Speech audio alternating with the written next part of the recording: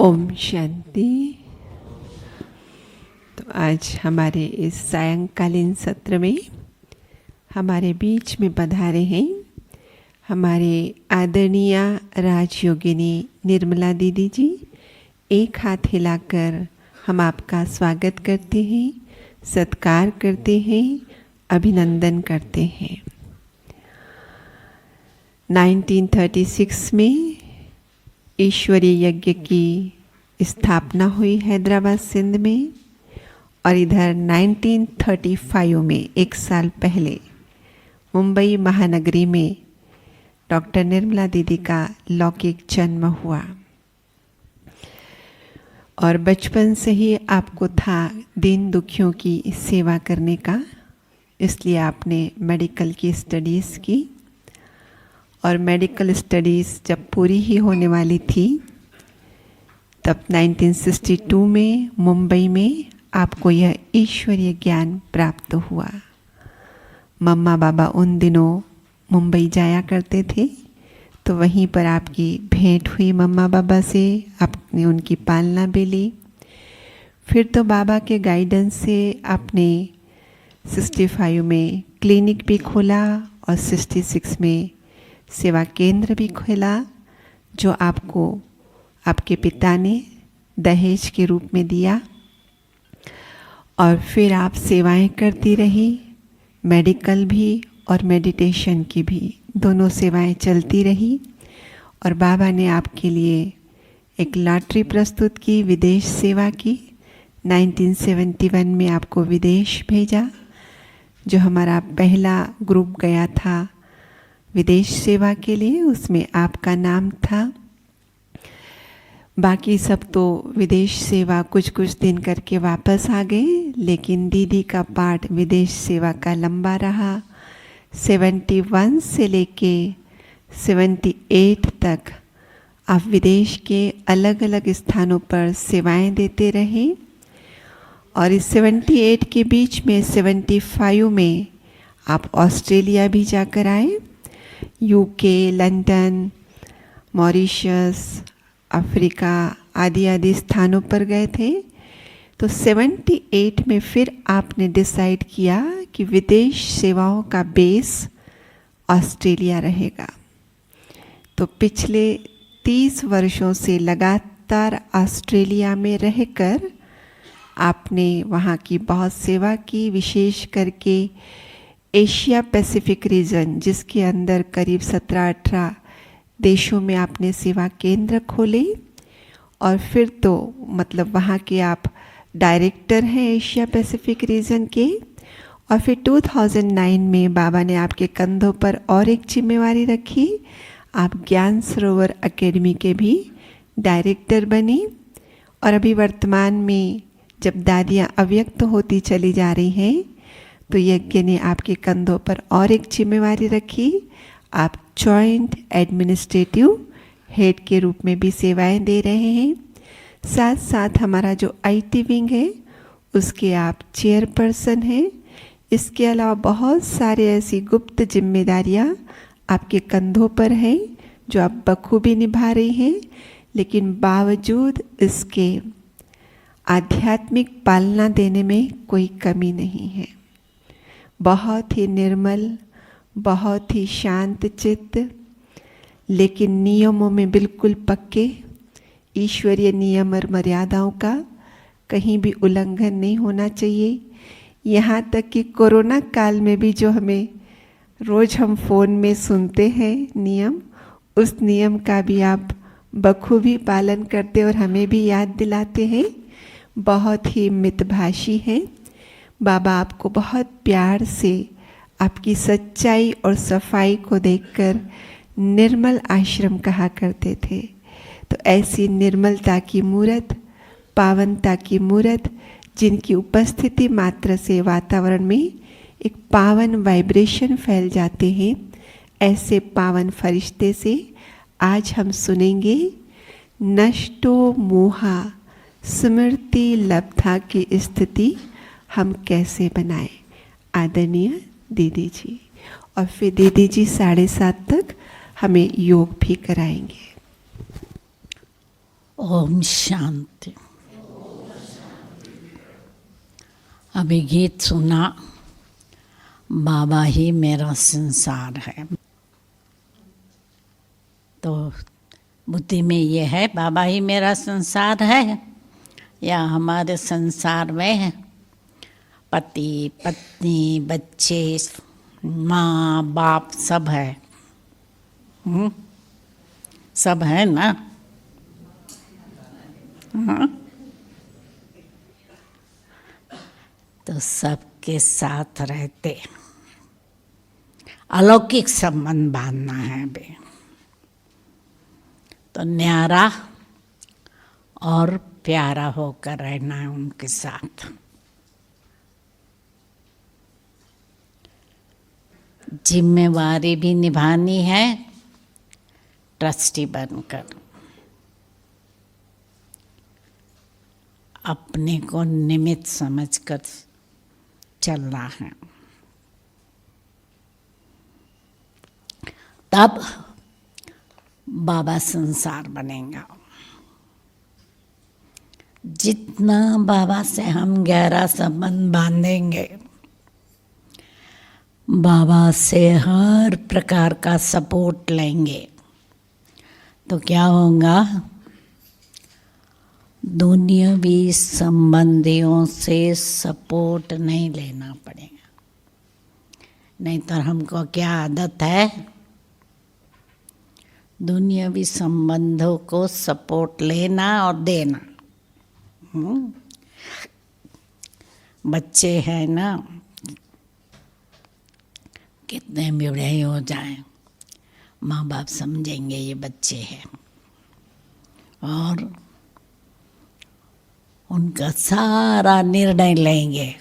क्या करना है, क्या नहीं करना है, कहाँ शादी करनी है, क्या पढ़ना है, क्या नहीं करना है। और मेरापन छूटता नहीं है। मेरापन छूट जाए तब क्या होगा? जब मेरापन छूट जाएगा तो बाबा का हो जाएगा।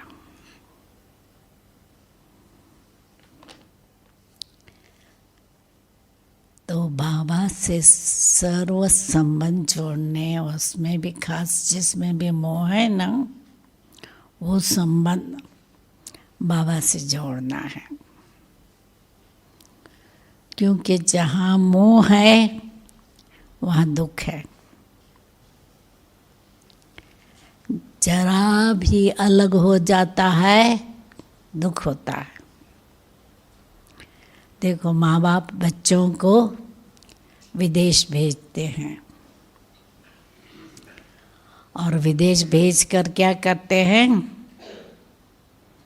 एयरपोर्ट पर देखो, विदेश बच्चों को छुट्टी देने आते हैं तो माँ बाप का क्या हाल होता है?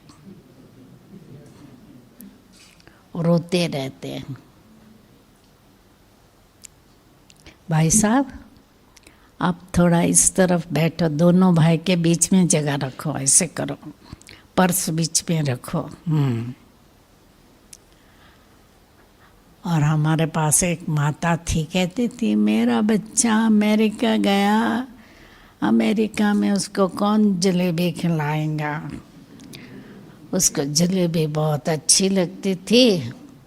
अभी मैं जलेबी नहीं खा सकती हूँ क्योंकि बच्चे को नहीं मिलती है। और कई बार आपने देखा होगा, छोटा बच्चा है या बड़ा भी बच्चा है, बेहोश है, वो बेचारे को दुख भी नहीं होता, मालूम भी नहीं है क्या हुआ है। माँ बाप, मित्र संबंधी कितने परेशान होते हैं। इधर गए उधर गए, इस डॉक्टर के मिले, उसको डॉक्टर को मिले, डॉक्टर जो भी हो जाए, कितना खर्च हो जाए, इंजेक्शन लगाओ, फॉरेन से इंजेक्शन मंगाओ।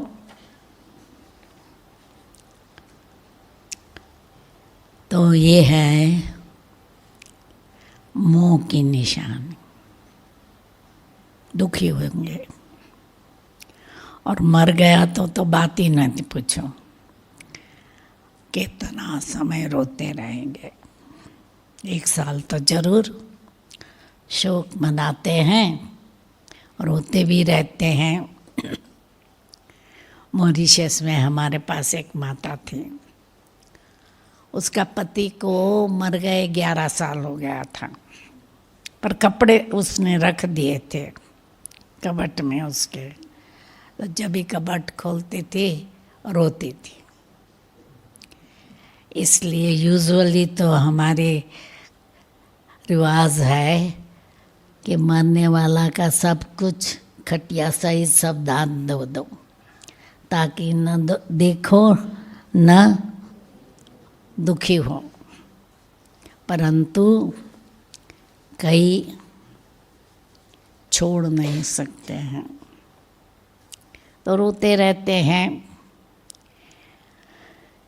तो बाबा की पहली शिक्षा है, देह को भूलो, देह के संबंधियों को भूलो, पुरानी दुनिया को भूलो। किसी में भी मोह न हो। भूलो माना मोह न हो, न अपने शरीर में, न लौकिक में, न अलौकिक में। कई बार क्या होता है, लौकिक से तो मोह टूट जाता है, फिर अलौकिक में जुट जाता है।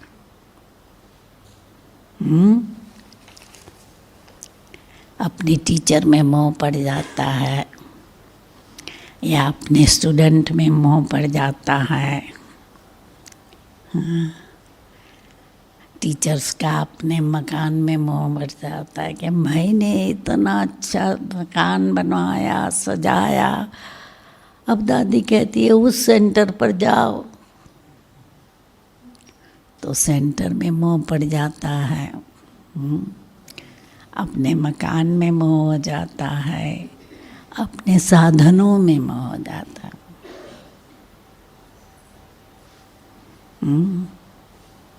डायरी में मोह हो जाता है, डायरी गुम हो जाती है तो कितना दुख होता है।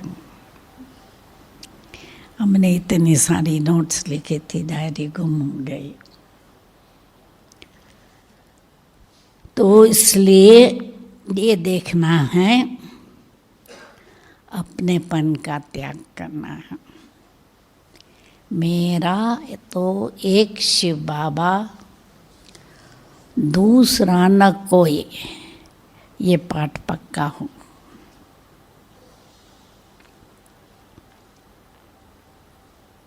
सब कुछ बाबा का है।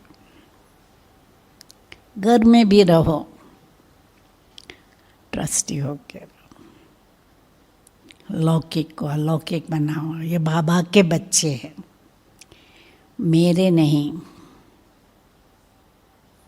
सिर्फ बोलने के लिए नहीं, बोलना तो बहुत सहज है। बाबा सब कुछ तेरा, कहेंगे बाबा सब कुछ तेरा, तेरा सो मेरा, मेरे को हाथ मत लगाओ बाबा। हाँ, तो ये न हो।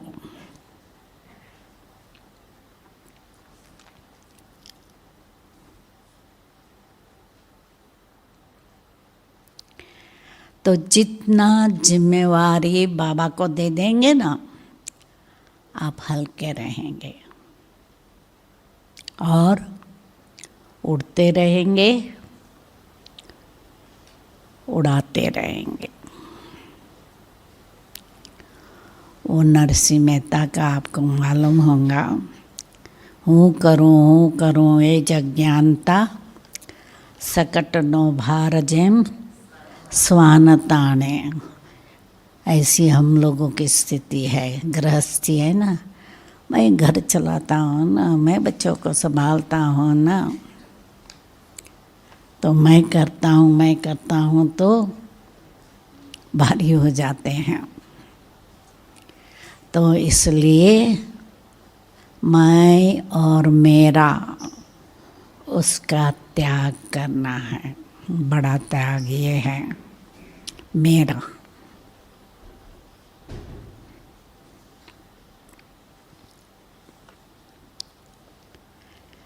अभी हमको मालूम है अंतिम पेपर ये होगा, नष्टो मोहा स्मृति लब्धा।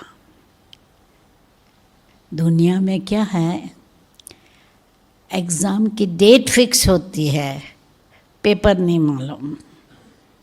यहाँ हमको पेपर मालूम है, डेट नहीं मालूम कि कब हमारे एग्ज़ाम होंगे।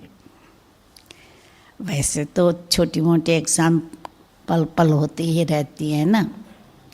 ज्ञान में आने के बाद कितनी एग्ज़ाम पास करनी पड़ती है, कितना सामना करना पड़ता है। परंतु ये शरीर कब छूटेगा वो मालूम नहीं।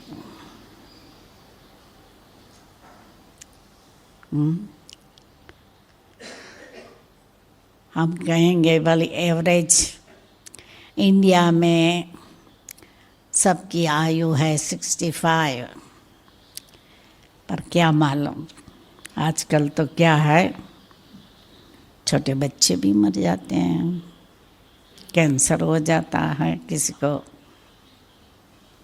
ब्लड का कैंसर बच्चों को भी होता है।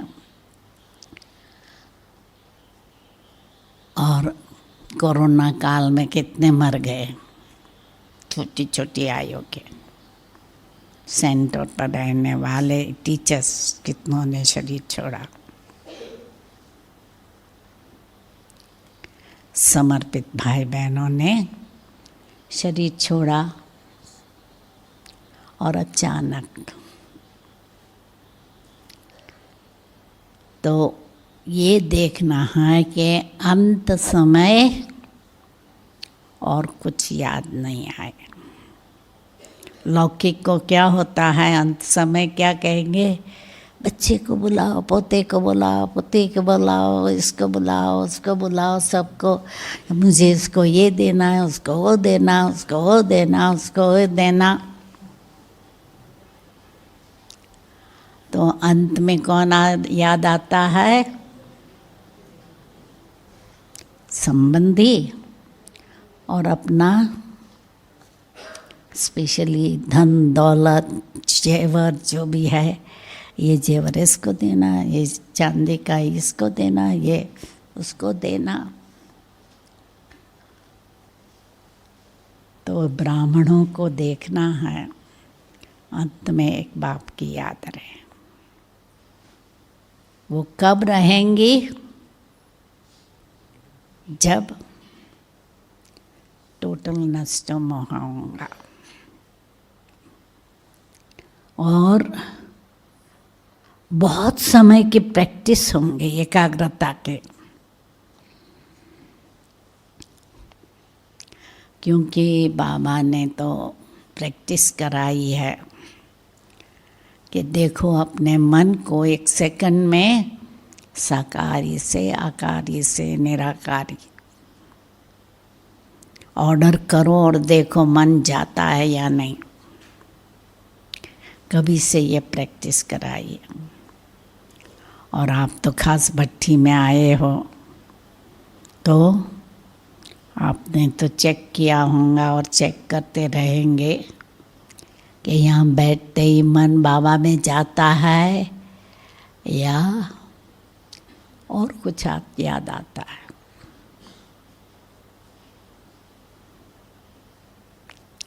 तो जितना जितना आप देही अभिमानी रहने की प्रैक्टिस करेंगे, क्योंकि पहला लेसन यही है, अपने को आत्मा समझो। परंतु ये पक्का हो गया है कि घड़ी घड़ी देभान आ जाता है। दिन में कितनी बार ये आईने में चेहरा देखते हैं, बाल ठीक है, कपड़े ठीक है, आदि आदि। देभान ना, देखो देखा ना। तो इसलिए ये देखना है सदा देही अभिमानी रहें।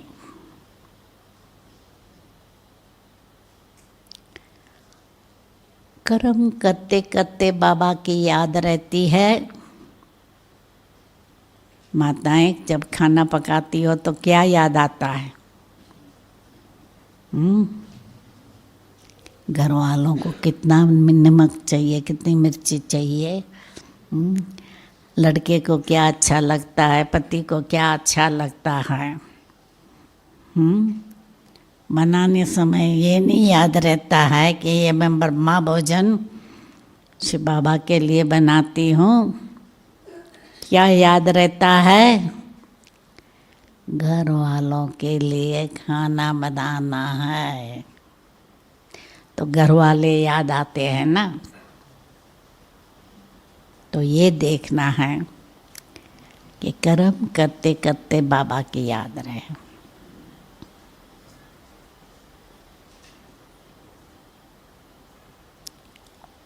और विशेष खाना पकाने के लिए चाहे घर में भी रहते हो, बुद्धि में रहे ये ब्रह्मा भोजन है, शिव बाबा को ऑफर करना है।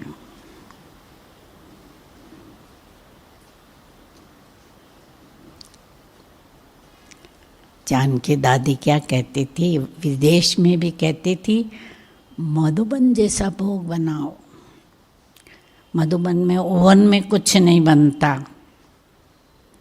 विदेश में ओवन में कई चीज़ बनती है। तो कहती है नहीं, मधुबन जैसा, जो जैसे हलवा बनाते हैं, कितना सेक के बनाते हैं बाबा की याद में।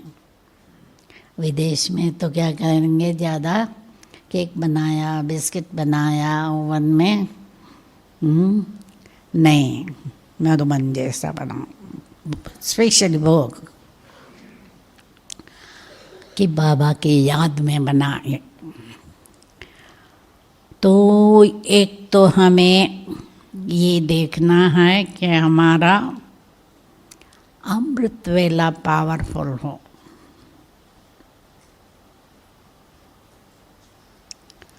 क्योंकि अमृत वेला पावरफुल होगा ना, सारा दिन अच्छा रहेगा।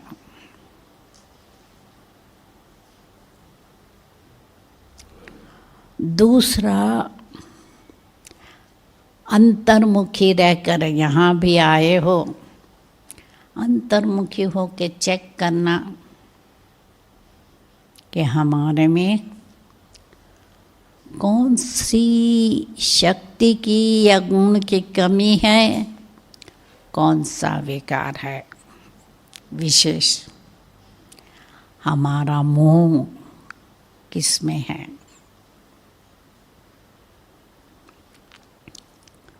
शुरू में बाबा ने जब योग कराते थे ना, तो मोह के लिए बाबा कहते थे चेक करो,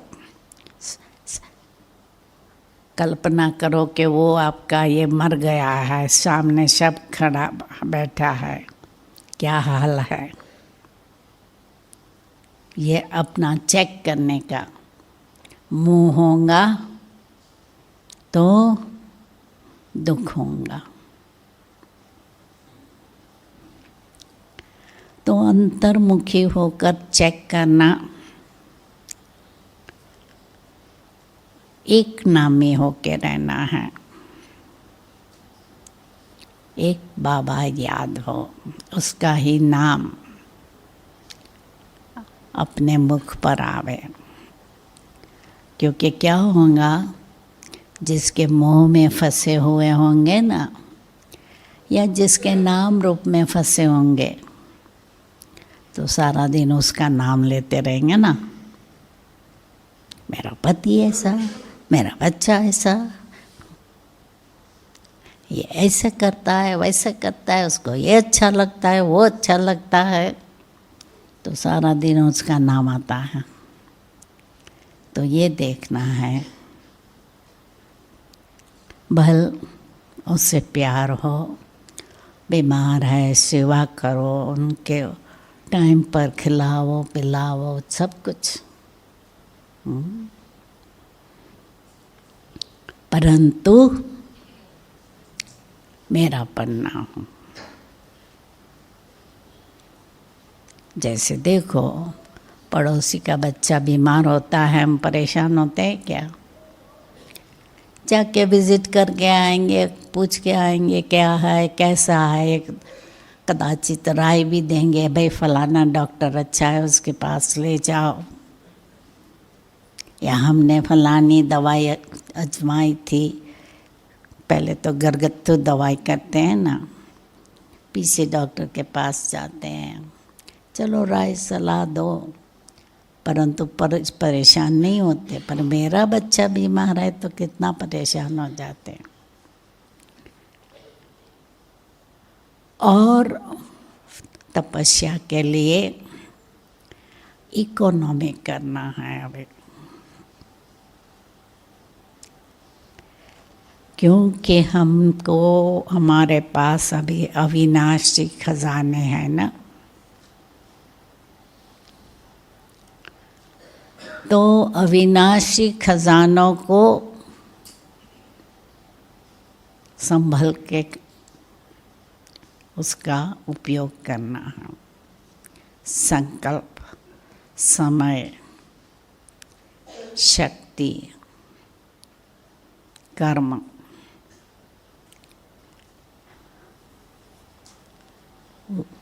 वाणी। किसी को बाबा कहते हैं हमेशा 1 घंटे में कोर्स कराओ, 1 दिन का कोर्स 1 घंटे में। पर कईयों को बहुत बोलने की आदत होती है, हाँ 1.5-2 घंटा निकाल देते हैं। तो ये क्या हुआ? अपना भी समय वेस्ट हुआ, सामने वाले का भी।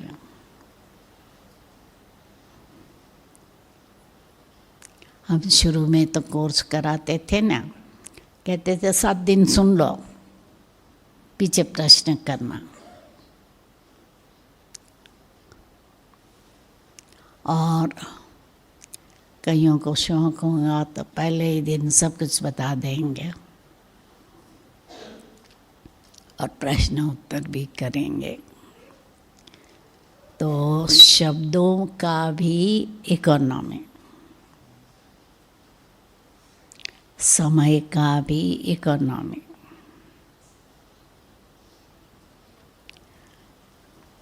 क्योंकि देखो खाना बनाने में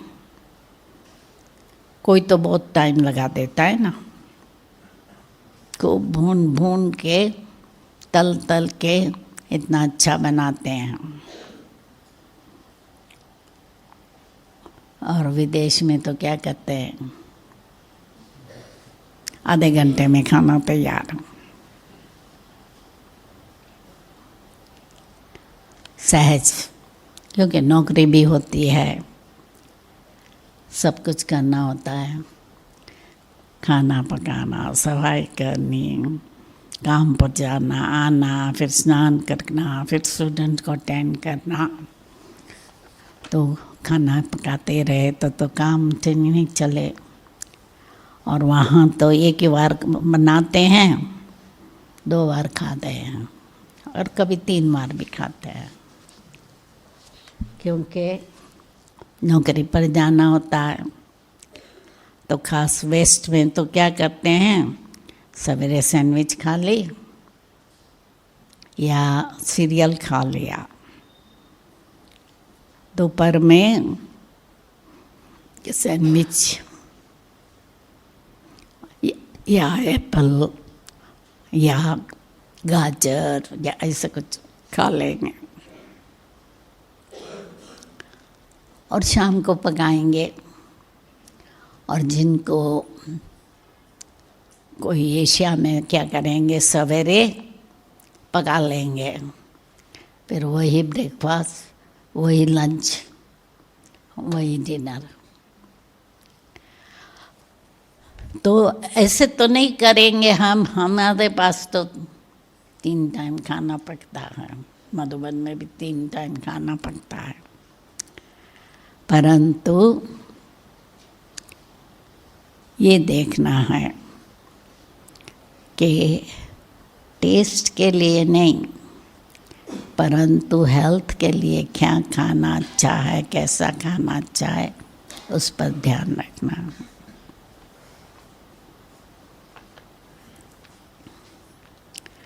और क्या है कि एक विकार को छुट्टी दे देंगे ना तो दूसरे विकार आ जाएंगे।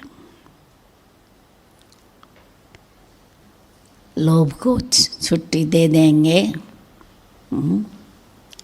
लोभ हम लोगों के लिए तो क्या है, टोली, और कहेंगे भेलपुरी बहुत दिन से नहीं खाई है, इडली डोसा नहीं खाया है, पकौड़ा नहीं बनाया है।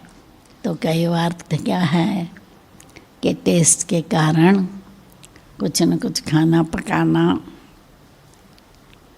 की दिल होती है, और अच्छा खाना पकाया तो ज़्यादा खा लेते हैं। तो लोभ को छुट्टी दे देंगे तो फिर धीरे धीरे दूसरे विकार भी आ जाएंगे। उसमें भी खास मालूम है, देह अभिमान है सबकी जड़, उसको छुट्टी दे दी सब विकार आ जाएंगे। इसलिए बाबा हमको क्या कहते हैं, सबसे ज़्यादा योगी बनने के लिए पवित्रता जरूरी है। जितना पवित्र रहेंगे योग ज़्यादा, और जितना योग ज़्यादा होगा निर्विकारी रहेंगे।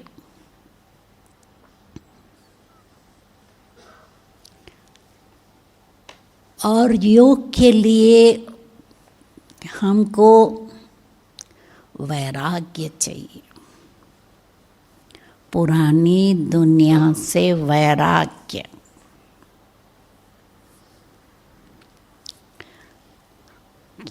क्या है कि पुरानी दुनिया में, क्योंकि गृहस्थ में रहते हैं मेजॉरिटी आप लोग, तो क्या होगा, व्यवहार में जाना पड़ता है, कलर्ड कपड़े पहनने पड़ते हैं। तो क्या होता है, नज़र जाएंगी शोकेस में क्या है, कौन सा कलर का ड्रेस है, कौन सी कलर की फैशन है, और कौन सी डिज़ाइन। तो फिर नेचुरली है कि बुद्धि भी जाएंगी, कहेंगे ये तो अच्छा है, खरीदना है। और किसी फ्रेंड्स को पहना हुआ देखेंगे तो पूछेंगे कितने का लिया, कहाँ से लिया। और फिर उसके लिए पैसे की भी व्यवस्था करनी पड़ती है। तो समय भी गया, धन भी खर्च करेंगे, और कईयों के शौक़ होता है, जेब में पैसा है, जो भी अच्छी चीज़ लगी खरीद लिया, तो स्टॉक बढ़ता जाता है घर में।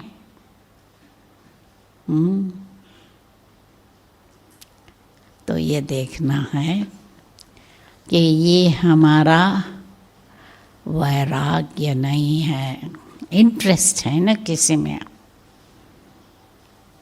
चाहे मकान, कि हमारे भाई का तो मकान इतना अच्छा है, हमारा तो उससे भी अच्छा होना चाहिए। आजकल तो सेंटर वाले भी मुश्किल 20 स्टूडेंट आते हैं और हॉल बनवाते हैं 200 का।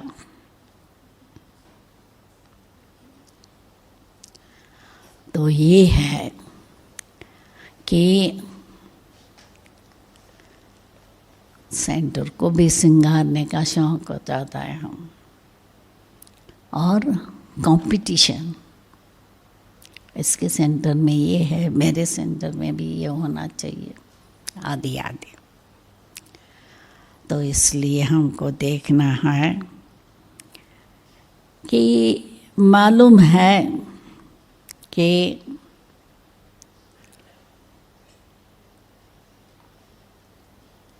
हमको समय शक्ति धन बचाना है। तो इसलिए, और कल जाके हमको क्या मिलने वाला है ये भी बुद्धि में है। आज हम वनवास में हैं, सफ़ेद कपड़े पहनते हैं। कल हमको लक्ष्मी नारायण को देखो कितने प्रकार के ड्रेस है, रोज ड्रेस नया, इतने अलंकार, विमान दरवाजे पर खड़ा है। तो कल सब कुछ होगा। आज की मर्सिडीज BMW कुछ नहीं उसकी भेंट में। साधन है, यूज़ करो, परंतु इससे अच्छा हो, क्योंकि रोज नई नई फैशन आती रहती है, नई नई टेक्नोलॉजी होती रहती है। तो हमारे पास मोबाइल फ़ोन भी हो, 4G हो, 5G हो, टेलीविज़न हो, कलर टेलीविज़न, बड़ा स्क्रीन हो, आदि आदि शौक, इच्छा, आकर्षण भी न हो।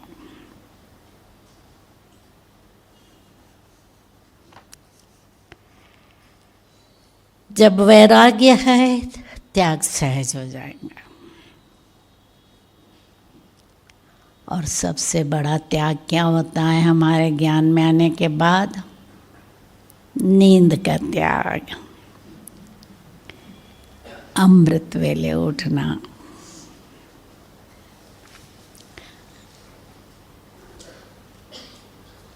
बाहर का खाना। क्या है, इंडिया में एक तकलीफ़ ये है कि मित्र संबंधी स्पेशली माँ बाप के पास जाते हैं, भाई भाभी के पास जाते हैं, तो कहेंगे हमारे हाथ का नहीं खाएंगे, हम कोई अछूत है क्या? तो कभी कभी हिम्मत नहीं होती है सामना करने की या समझाने की, तो खा लेना पड़ता है। विदेश में लोगों को चॉकलेट, आइसक्रीम, केक का शौक़ होता है, तो खा लेते हैं। ब्रेड भी बाहर के ले लेते हैं। कोई कोई तो है जरूर जो घर में बनाते हैं। और आजकल तो ब्रेड का मशीन भी आ जाता है, बस साधन डाल दो, आप ही बन जाता है ठीक। तो ये देखना है खान पान के शुद्धि रखने का।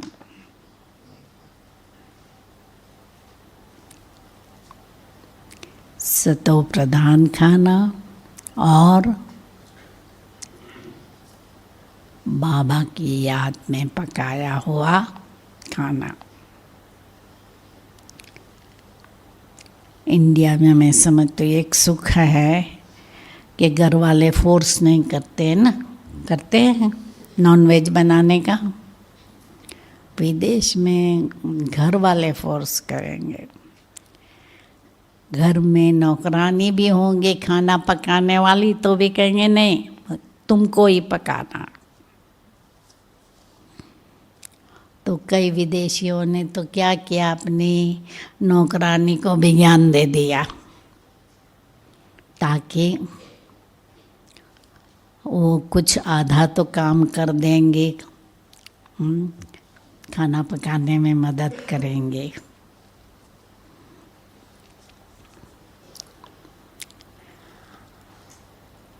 संग दोष का भी ध्यान रखना है। मुरली तो रोज पढ़नी है, सुननी है, मनन चिंतन करना ही है, क्योंकि योग में ये भी मदद करती है ना मुरली मंथन। शुरू में तो नहीं कहते हैं मुरली रिवाइज करो, ज्ञान का मनन मंथन करो, फिर धीरे धीरे कहेंगे फरिश्ता बनो, सूक्ष्म वतन में जाओ, फिर लास्ट स्टेज है बिंदु बनकर बिंदु को याद करो। तो ये जो 5 फॉर्म की एक्सरसाइज है वो भी जितनी करते रहेंगे तो उससे क्या होगा, मन बिजी हो जाएगा, तो मन में व्यर्थ संकल्प नहीं चलेंगे। नहीं तो क्या है, प्रदर्शन करने की आदत है, किसने क्या पहना है, किसने कैसे बाल बनाए हैं, किसकी चप्पल कैसी है, किसकी पर्स कैसी है, आदि आदि बाहर मुखी होते हैं ना, तो ये देखते रहते हैं। तो इसलिए थोड़ा ध्यान रखना है कि हम बाह्यमुखी न रहें, अपने मन को बिजी रखें।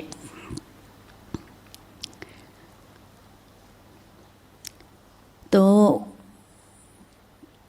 जितनी तपस्या होंगी सेवा भी सफल होंगी और पवित्रता के भी धारणा होंगे। तो उससे हमारा पद भी ऊंचा होगा, क्योंकि लक्ष्य तो सभी का क्या है, लक्ष्मी नारायण बनना। राम सीता बनने का कोई नहीं कहते हैं ना। जब भी क्लास में बाबा हाथ उठवाते हैं ना, सब कहेंगे हमको लक्ष्मी नारायण बनना है।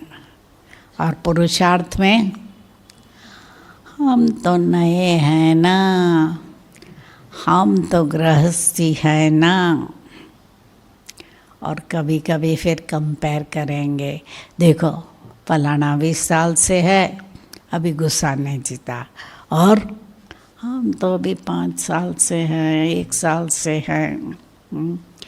तो 1 साल वाला भी तो कहेगा ना मुझे लक्ष्मी नारायण बनना है।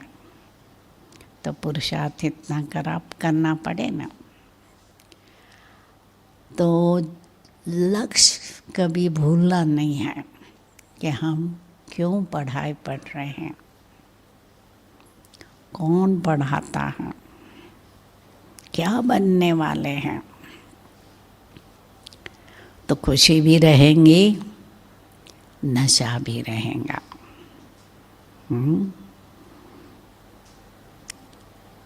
बाबा कहते हैं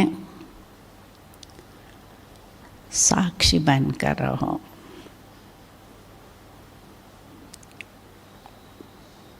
पर मत परदर्शन पर चिंतन में अपना टाइम वेस्ट नहीं करो। ड्रामा में हर एक एक्टर भिन्न भिन्न है, वो अपना भिन्न भिन्न पार्ट बजाते हैं। इसलिए व्यर्थ क्या होता है, क्वेश्चन मन में, ये क्यों करता है ऐसा, इसको ऐसा नहीं करना चाहिए, ऐसा करना चाहिए। तो हम क्या हो जाते हैं, जज बन जाते हैं।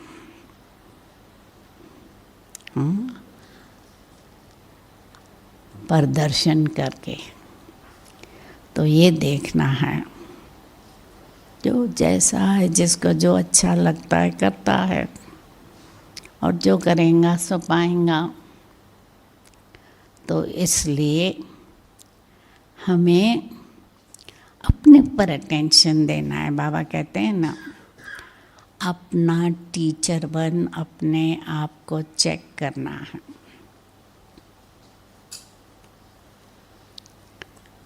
कि मेरे में क्या कमी है, कौन सा गुण नहीं है, कौन सा विकार है। तो वो विकार को जीतने लिए ऑपोजिट शक्ति लेनी है। यदि अहम है तो नम्रता धारण करना। कि विशेषता मुझे बाबा ने दी है ना गिफ्ट, उसमें मुझे क्यों अहम करना चाहिए। कई बार ज्ञान के पहले भी कोई कोई विशेष होते हैं, परंतु जैसे बाबा कहते हैं ना, सोने में सुगंध भर देते हैं बाबा। ऑस्ट्रेलिया में हमारे पास कई आर्टिस्ट थे, गीत गाने वाला, ड्रम बजाने वाला, एक्टर्स। वो अपना अनुभव बताते हैं। ज्ञान के पहले भी वो करते थे, पर ज्ञान के बाद अभी ज़्यादा कॉन्फिडेंस आ गया। नहीं तो पहला दिन शो होता है तो सारे रिपोर्टर आकर उसका रिपोर्ट देते हैं, तो नर्वस हो जाते थे। अभी नहीं नर्वस हो जाते। और एक्टर भी नर्वस हो जाते हैं, उन्हों को भी वो उत्साह में ला लेते थे। तो नम्रता धारण करनी है। यदि काम विकार है तो शुद्ध प्यार, रूहानी प्यार, भाई भाई की दृष्टि, भाई बहन की दृष्टि भी नहीं। यदि लोभ है, अविनाशी खजाना देखो बाबा ने कितना दिया है, ज्ञान, गुण, शक्तियाँ, समय। तो वो खजाना देखकर संतुष्ट रहो।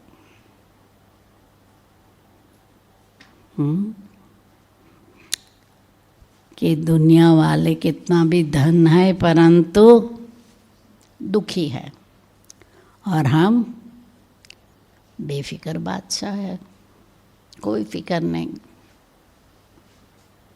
दादी हमेशा कहती थी, सफ़ेद कपड़े, जेब खाली हमारा। दादी कभी पर्स हाथ में नहीं उठाती थी। उसकी ब्रह्मणी को तो उठाना पड़ता था, खुद नहीं उठाते थे। और हम लोग भी क्लास में कोई भी पर्स लाता था, क्यों लाते हैं पर्स क्लास में? दादी को पसंद नहीं आता था, जान के दादी को। तो संतुष्ट रहना है, लोभ न हो। मोह के बजाय अभी शुद्ध प्यार, न्यारा और प्यारा।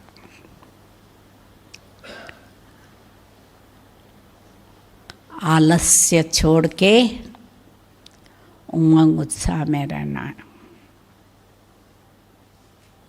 आलसी होंगे तो क्या होंगे, अपना भाग्य गंवाएंगे। आराम से बैठे रहेंगे, फलाना कर लेंगे ना, उसकी ड्यूटी है ना। अच्छा वो नहीं करती, मैं करूँगी तो मेरा भाग्य बनेगा।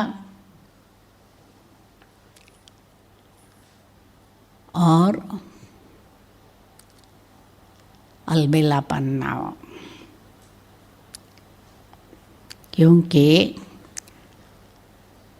कोई भी चीज़ व्यर्थ नहीं गंवानी है, वेस्ट को बेस्ट करना है, वेस्ट का वेट ना हो। बाबा कहते हैं वेस्ट का वेट ना हो, मोटी बुद्धि ना हो, सूक्ष्म बुद्धि हो। जैसे वेट बढ़ जाता है तो क्या होता है, फास्ट नहीं जा सकते, मोटी बुद्धि वाले भी तीव्र पुरुषार्थ नहीं कर सकते, सूक्ष्म बुद्धि होनी चाहिए। ईर्ष्या के बदले स्वमान में रहो। जब स्वमान में रहेंगे ना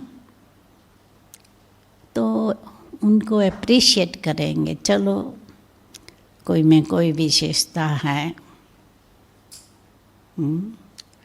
तो जैसे माँ बाप है, पढ़े लिखे नहीं है, बच्चे पढ़े लिखे होंगे तो क्या करेंगे माँ बाप, ईर्ष्या थोड़ी करेंगे, नशा रहेगा। मेरा बच्चा डॉक्टर है, मेरा बच्चा इंजीनियर है, खुद भल मजूर होंगे, पर नशा रहता है। इसी रीत से हमारे भाई बहन है, उसमें विशेषता है, हमें खुश होना है।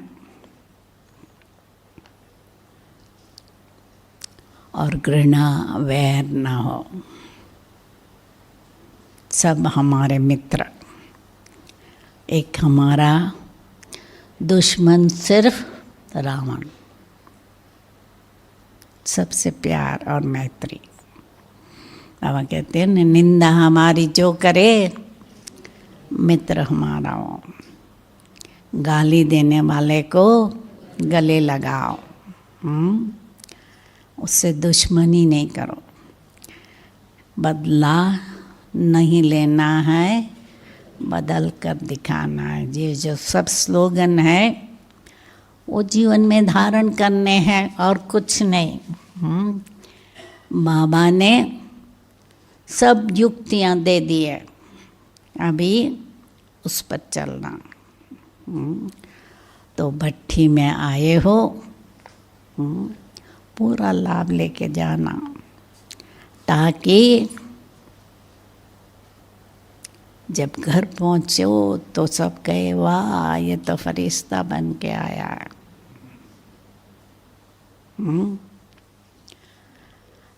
तो खास फाइनल पेपर में पास होना है, नष्टो मोहा बनकर एक बाप की याद में अंत में शरीर छोड़े, ये ध्यान रहे। शुरू में जो ऑस्ट्रेलिया में भाई बहने ज्ञान में आए ना, खास कार ड्राइविंग करते करते बहुत याद में रहते थे। तो पता नहीं कभी भी एक्सीडेंट हो गया, शरीर छूट गया, बाबा की याद होनी चाहिए। और जेब में हमेशा डायरी रखते थे, घंटे घंटे योग का चार्ट देखते थे। और पूना में भी एक हमारी माता जी थी, अपने बेडरूम में जो कबर्ड था उस पर चार्ट रखा था, गुणों की लिस्ट, विकारों की लिस्ट चेक करती रहती थी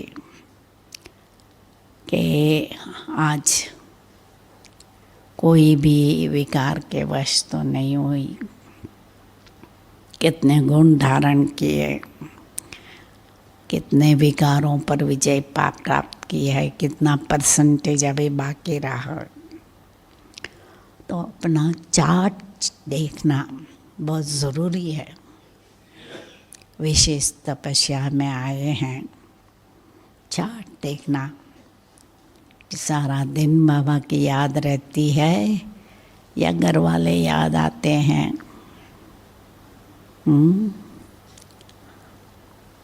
या इधर उधर देखते हैं, इधर उधर की बातें चलती है।